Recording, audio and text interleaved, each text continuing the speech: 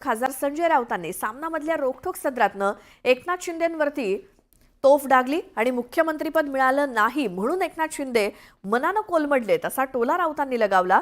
त्यावरती शिवसेना आणि महायुतीच्या नेत्यांनी संजय राऊतांवरती पलटवार केला। वायफळ टीका हीच आता सामनाची ओळख झाल्याचा टोला संजय शिरसाट यांनी लगावलाय।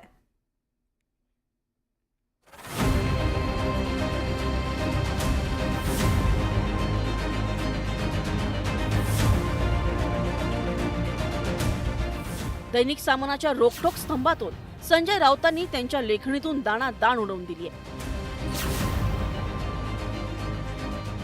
रोखठोकच्या माध्यमातून संजय राऊतांनी अनेक गौप्यस्फोट केले। इतकंच नव्हे तर एकनाथ शिंदेंच्या शिवसेनेचा एका आमदारानं धक्कादायक माहिती दिल्याचंही संजय राऊतांनी सांगितलं। शिंदे हे स्वतःला अपमानित केल्याच्या दुःखातून बाहेर पडायलाच तयार नाही। 2.5 वर्षाच्या मुख्यमंत्री पदाच्या काळात शिंदे आणि फडणवीसांची 2 दिशांना तोंड होती। आता फडणवीस त्यांचे उट्टे काढतात, कारण शिंदेंच्या हातात काहीच राहिलं नाही। एकनाथ शिंदे मनाने कोलमडले। निवडणुका तुमच्याच नेतृत्वाखाली लढवू आणि नंतरही पुन्हा तुम्हीच मुख्यमंत्री असाल, चिंता करू नका। निवडणुकीत सडळ हस्ते खर्च करा असं आश्वासन दिलं होतं। शिंदेने निवडणुकीत पैसा टाकला, पण शहाने दिलेलं आश्वासन पाळलं नाही। आपली फसवणूक झाली। एकनाथ शिंदे आणि आमदारांचे फोन टॅप केले जात आहेत अशी शिंदेंना खात्री वाटते। दिल्लीच्या एजन्सी आपल्या हालचालींवर पाळत ठेवून असल्याचा शिंदेंना संशय आहे, पण शिंदेंची पूर्ती कोंडी झाल्याचं संजय राऊतांनी रोखठोकमध्ये नमूद केलंय। मला विधानसभा 2024 नंतर सुद्धा आपणच मुख्यमंत्री राहणार आहात हे सांगितल्यामुळेच मी पक्षातून बाहेर पडण्याचा निर्णय घेतला। हे त्यांचं स्वतःचं म्हणणं आहे की नाही त्यांना जाऊन विचारा, मी खोटं बोलत नाही।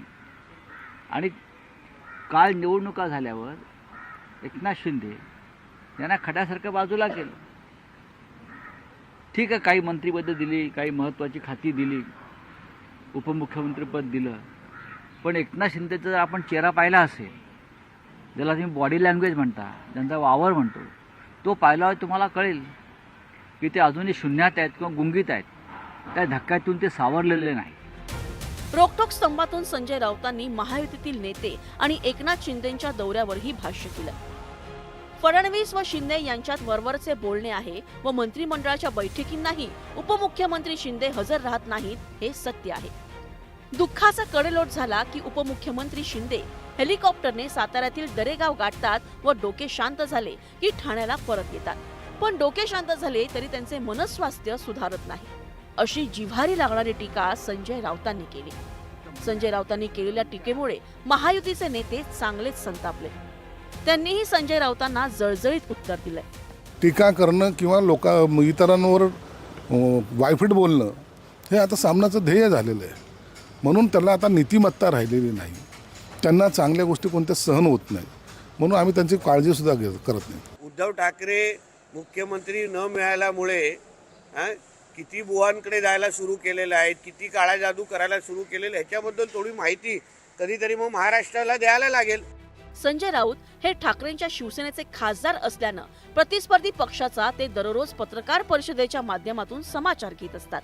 तसंच संपादक असल्यानं सामनातील अग्रलेख आणि रोखठोक स्तंभातूनही लेखणीच्या माध्यमातून सत्ताधाऱ्यांवर हल्ला चढवत असतात। संजय राऊत दुहेरी हल्ला करत असतानाच दुसरीकडे सत्ताधारी महायुतीचे नेतेही आक्रमक भाषेत त्यांना उत्तर देतात। परिणामी दररोज राजकीय सामना सुरू असल्याचं पाहायला मिळतंय।